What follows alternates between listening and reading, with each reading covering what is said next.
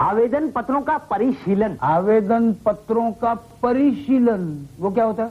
मतलब किसी ने छुट्टी के लिए अर्जी वर्जी दी हो, उस पर आपको गौर करना है। अच्छा, यानी किसी का लीव एप्लीकेशन कंसीडर करना है। जी हाँ महोदय। आगे बोलिए। 11:30 बजे अभियंताओं का एक प्रतिनिधि मंडल। अभियंता अभियंता अभियंता इंजीनियर सर, इंजीनियर। अच्छा, इंजीनियर को अभियंता बोलते हैं। जी हाँ। क्या है? अभियंताओं का एक प्रतिनिधि मंडल ठीक 11:30 बजे आ जाएगा। कहीं बाहर गाँव गए हैं क्या? नहीं सर, आपसे मिलने आ रहा है। मुझे मिलने आ रहा है? जी हाँ। इसलिए उनके आवास संकुल के बारे में परिचर्चा करने के लिए। मुझे मालूम है, बड़ा अच्छा आदमी है वो। आवास संकुल कहाँ रहता है आपका?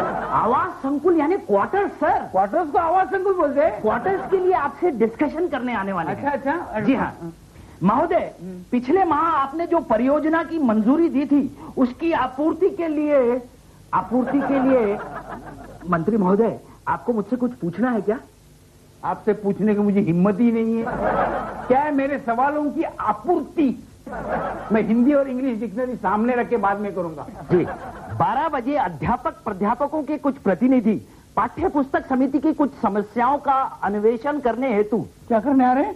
अन्वेषण मतलब? अनुसंधान, मतलब गवेषणा।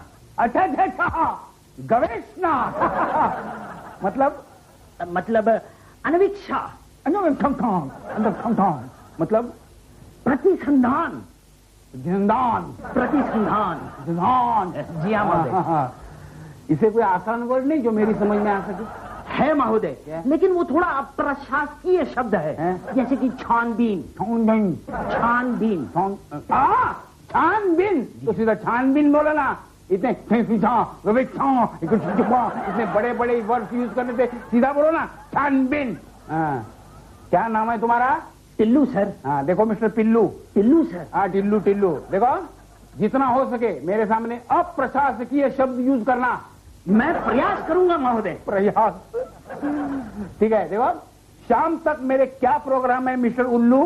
टिल्लू सर। टिल्लू। दोपहर 2:30 बजे आपको अग्निशामक दल के नए आवास का विमोचन करने जाना है। विमोचन करने जाना है? उद्घाटन करने जाना है। आगे बोलो। शाम 5 बजे शिवाजी पार्क में आपका अभिभाषण है। अभिभाषण? जी। स्पीच? जी। भाषण? जी। तो फिर अभिभाषण क्या है? महोदय, जब आप भाषण देते हैं तो उसके साथ अभिनय भी करते हैं, इसीलिए अभिभाषण। ठीक है, समझ गया। देखो, मुझे एक बात बताओ, मेरे पास क्या काम है? यानी कौन से पोर्टफोलियोज है मेरे पास मिस्टर उल्लू? टिल्लू सर। हाँ वही टिल्लू। फिलहाल मुख्यमंत्री ने आपको कोई पोर्टफोलियो नहीं दिया है। कोई पोर्टफोलियो नहीं दिया? जी। यानी मैं नाम का मंत्री हूँ? मुख्यमंत्री ये सोच में पड़ गए हैं कि आपको कौन सा पोर्टफोलियो दिया जाए। क्यों? क्योंकि आप जिसमें भी हाथ डालते हैं, पार्टी को सत्ता खोने का डर पैदा हो जाता है। क्या बकते हो मिस्टर मल्लू? टिल्लू सर। वही टिल्लू। आप जब परिवहन मंत्री थे तो रास्ते पर अपघात बढ़ गए। जब आप वाटर सप्लाई मंत्री बने, उस वर्ष तो बरसात ही नहीं पड़ी थी सर। बरसात नहीं, इसमें मेरा क्या कसूर है? आपका कसूर हो ना हो, विरोधी पार्टी वाले तो नारे लगाएंगे ना सर। अरे देखिए, अभी भी नारे लग रहे हैं। ये नारे किस लिए लग रहे हैं मिस्टर झल्लू? टिल्लू। नारे लगने का कोई खास कारण नहीं होता महोदय। अच्छा? अब देखिए ना, आपने अपनी बेटी का मेडिकल कॉलेज में एडमिशन करा दिया, नारे लगने लगे। अब इसमें विरोधी पार्टी का क्या नुकसान है? विरोधी पार्टी के नेता भानु प्रताप के लड़के का मेडिकल कॉलेज में एडमिशन नहीं हुआ, इसलिए नारे लगने लगे। अच्छा। भोजन के पश्चात वो आपसे शुभ प्रभातम सर। कौन आया?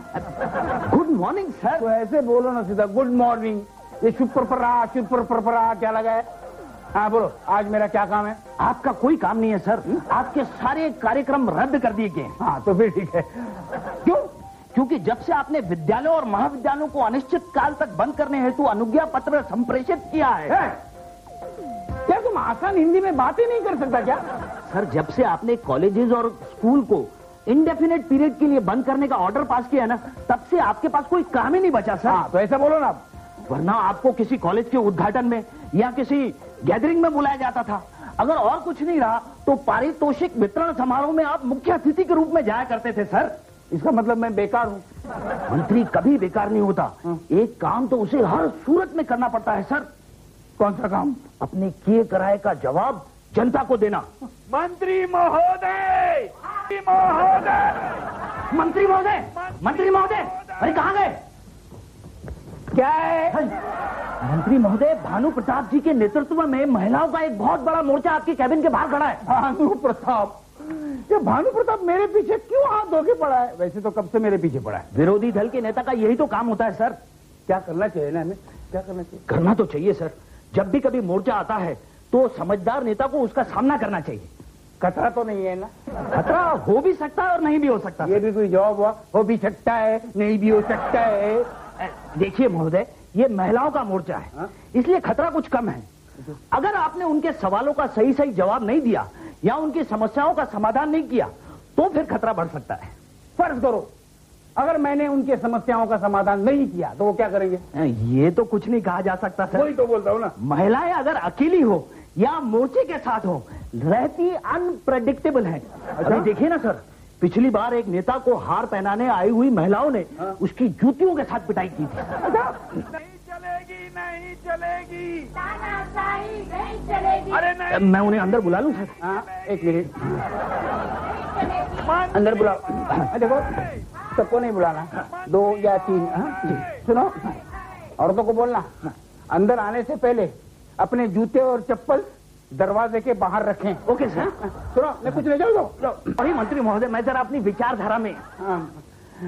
ए टिल्लू जी, मैं ये सब इनके भलाई के लिए कर रहा हूँ, फिर भी ये लोग मेरे खिलाफ नारे दे रहे हैं। मंत्री महोदय, ये लोकतंत्र है, यहाँ लोग अपने तंत्र से चलते हैं, मंत्री के तंत्र से नहीं। ठीक है ठीक है, क्या करना होगा हमें? क्या करना होगा? आपको एक परिपत्र जारी करके विज्ञप्ति देनी पड़ेगी। आसान हिंदी में बोल रहे। आपको एक प्रेस कॉन्फ्रेंस बुलानी है जहां आपको क्षमा मांगकर जनता से ये कहना है कि आपसे गलती होगी।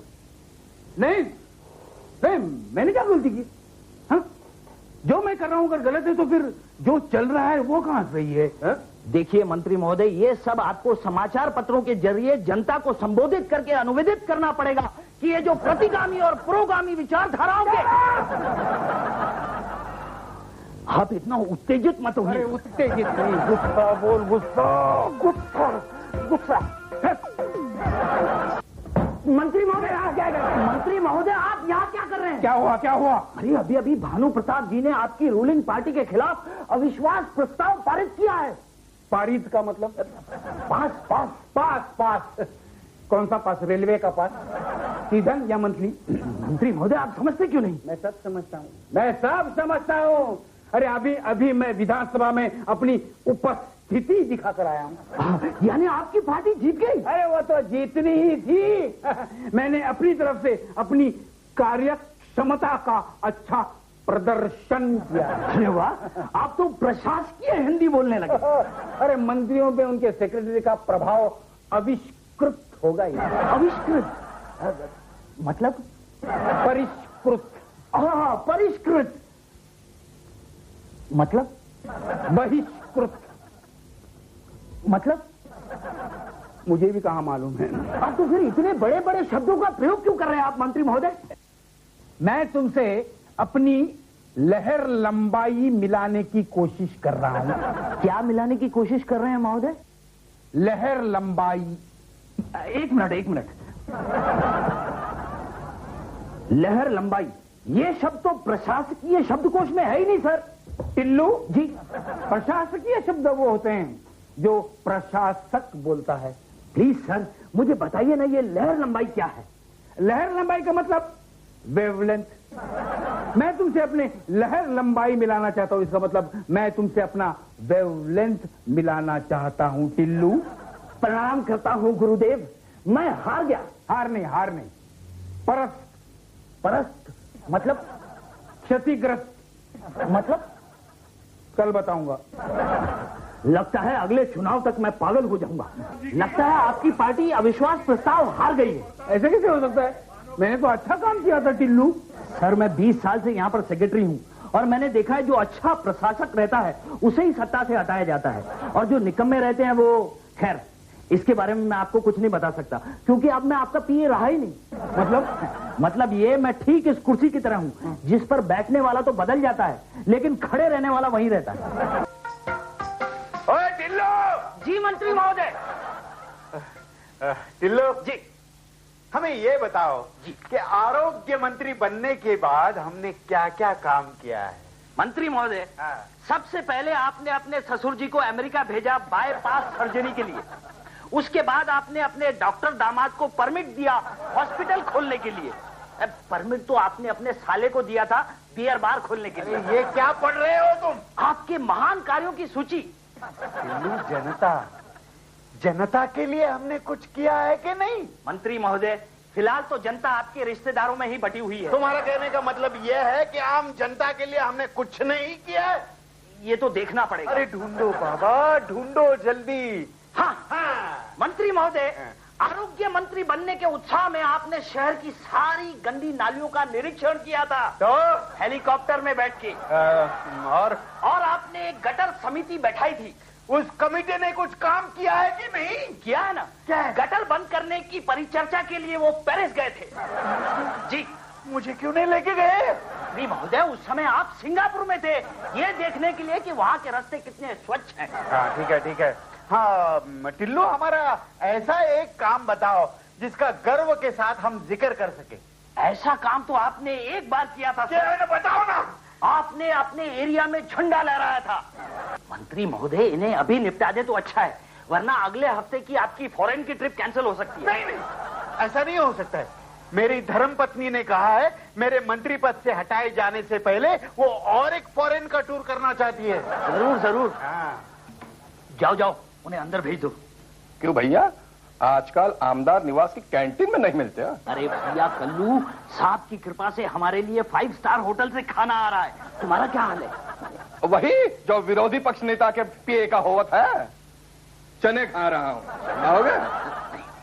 अरे खाओ भैया। नहीं नहीं, ये हम ही खाते हैं। टिल्लू, यहाँ आओ। जी मंत्री महोदय। विरोधी पक्ष के मोर्चे का पहली बार सामना कर रहा हूँ मैं। मुझे क्या करना चाहिए? ये मैं आपको नहीं बता सकता। हाँ? क्योंकि हर मोर्चा अपनी एक अलग खासियत लेकर आता है। मेरी चाल वेख जाए दिल वाले वेखदा आए वे मेरा लौंग वाजा, मेरा लौंग वाजा, मेरा लौंग वाजा, मेरा लौंग वाजा, मेरा लौंग वाजा, मेरा लौंग वाजा। शूजनी, क्या आप ही आनंद मधुर है? हाँ जी, लेकिन सुदाजी आपकी तारीफ। और तारीफ तो उस खुदा की जिसने ये पूरा जहां बनाया। वैसे बंदे को खुशवंत सिंह चड्ढा कहते हैं। चढ़ा कहते हैं? हाँ जी। अच्छा कहते हैं। तो आखिर आप आई गए, पर इतनी देर क्यों लगा दी? अरे बिटिया, जैसे ही मुझे तुम्हारा मैसेज मिला, मैंने अपनी पगड़ी बांधी और मैं घर से बाहर निकलने ही वाला था। इतने में घड़ी ने 12 बजा दी। और तुम्हें तो मालूम है 12 बजे मुझे बड़ी टेंशन हो जाती है। कैसा टेंशन? मधुर साहब, मेरे घर में अजीब चमत्कार होने लगते हैं। अच्छा? हाँ, 12 बजते ही मेरे घर की सारी घड़ियों में एक सुई गायब हो जाती है। मैं बताऊं सुदाजी को, मैं बताऊं? आपके घर में जरूर कोई स्विच और भूत रहता होगा। हो सकता है, हो सकता है। मिले एक दूसरे से। और 12 बजे मेरा साला भी मर गया था। सवाल है कैसे? एक बार गांव में किसी ने मखौल में उससे कह दिया कि गांव के टावर की घड़ी में 12 बजते ही उसका दिमाग गायब हो जाएगा। अच्छा? हाँ, बस बंदा फिर चढ़ गया टावर पे, उसने सुई पकड़ ली, कहने लगा 12 ही नहीं बजने देने। इतने में एक शराबी नीचे ब्लेड लेके जा रहा था, उसने ऊपर देखा और आवाज लगाई, ओ सरदार, ओ सरदार, ओ सरदार। आगे बोलो। उसने आवाज लगाई, सरदार नीचे उतर नहीं तो टावर ब्लेड से काट दूंगा। बंदा डर गया, उसने सुई छोड़ दी, बस वहीं उसके 12 बज गया। मगर सरदार जी, वो सुई का क्या हुआ? क्या बात है बाप, किसके 12 बजा रहे हो? छोटी, कौन है ये? सदा अंकल, हमारे घर के इंटीरियर डेकोरेटर। वो मैंने कहा था ना। मल्होत्रा की जाने मन का जाने जिगर। कैसा है बाप? रंगीला देखने के बाद दिल वाली दुल्हनिया ले जाएंगे, देखी कि नहीं? ये लड़का है कि लड़की? जन्म से लड़की है, लेकिन कर्म से लड़के से भी बदतर है। कमाल है, इसे तो हमारे गांव में पैदा होना चाहिए था। तो काम शुरू करते हैं। देखिए चिल्ला साहब, क्या है, अब आप आए हैं तो ठीक है, लेकिन ये हमारा इंटीरियर डेकोरेटर का कोई बजट नहीं है। आप बिल्कुल चिंता मत कीजिए। क्या? दरअसल ऐसा समझिए कि आपका घर मेरा घर है और आपकी बेटियां मेरी बेटियां हैं। डैडी, जस्ट बी केयरफुल, अब ये आपकी बीवी को अपनी बीवी कह देगा। चदा साहब, वैसे तो सब फर्नीचर है, लेकिन डेकोरेशन ऐसा करना कि जी टीवी वाला आपका इंटरव्यू लेना है। तो एक काम करो, पहले तुम सब मुझे अपना पूरा मकान दिखा दो। अच्छा। ठीक है। स्वीटी, तुम अंकल को मकान दिखाओ, मैं अभी पूजा आंटी को मिलके आती हूँ। Okay okay. नहीं मीनाक्षी, उस तरफ। और ठीक है, हम वहीं चलते हैं। नहीं मीनाक्षी, आजी, वहाँ पहले मेरे को आइडिया आया। नहीं वहाँ पहले जाना था, यहाँ जाओ। देखो कौन आया है। कौन है? मम्मी, ये हमारे नए डीजे डेकोरेटर है शशांक। और शशांक, ये हमारी मम्मी पार्ट 2। और नमस्ते भाभी जी, नमस्ते। क्या बात है, आपकी इतनी खूबसूरत आंखें सूजी सूजी लग रही है, किसने रुलाया क्या? ओए सीधा आंखों पर पहुंच गया। ये अपन की मॉम है, मल्होत्रा की बीवी नहीं। वो समझ गया। आप अपने पति से रूठ के बैठी हुई है। आपको कैसे पता? कमाल है, 30 इयर्स का एक्सपीरियंस है। जब भी नए मकान की शिफ्टिंग होती है तो फोटो फ्रेम से लेकर फ्लावर कार्ड जैसी छोटी छोटी चीजों में हस्बैंड वाइफ में झगड़ा होता है, फिर वो महीनों आपस में बातें नहीं करते। अब वैसे भाभी जी, आपको यहाँ रूठे रहने में ये कमरा जरा कंफर्टेबल लगता है? क्यों? अब मेरा मतलब है, अगर आपको ये कमरा कंफर्टेबल लगता है तो हम इसे उपवन बना लेते हैं।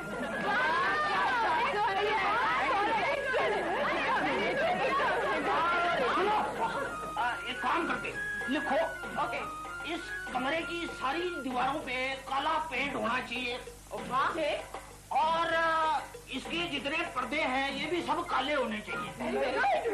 एक और काम करते हैं, बाहर एक बत्ती लगा देते हैं। वो भी काली? वो काली बत्ती नहीं हो, लाल लाइट लगा देते हैं। सरदारजी, इस कमरे में आना खतरे से खाली नहीं है। अरे लड़की कितनी इंटेलिजेंट है। सरदारजी ने मुझे इंटेलिजेंट कहा। सरदारजी तो तुम्हें इंटेलिजेंट कहेंगे। वैसे भाभी जी, take your own sweet time, आप रूठे रहिए। वैसे भी इस कमरे को काला करते करते 2-4 दिन तो लग ही जाएगा। I you take your own sweet time. तब तक हम चलते हैं। चलो। अब बताओ कि इस सामान का करना क्या है, और ये बताइए कि कौन सी चीज नई खरीदनी है। नया कुछ नहीं खरीदना। ओ भाई साहब, यहाँ इंटीरियर डेकोरेटर है कौन, मैं कि आप? यहाँ पैसा खर्चने वाला कौन है? मैं है आप?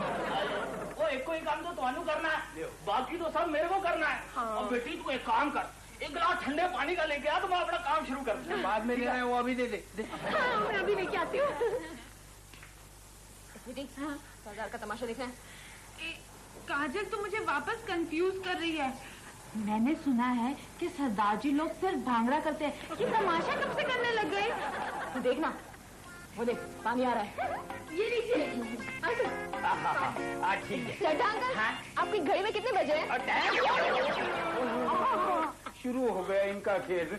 जरा संभल के चड्डू चड्डी चड्डा जी। अरे क्या मजाक लगा रहा है तुम लोगों ने? इनके पूरे कपड़े गिरे हो गए। क्या बाहर कैसे जा सकते? नहीं डैड,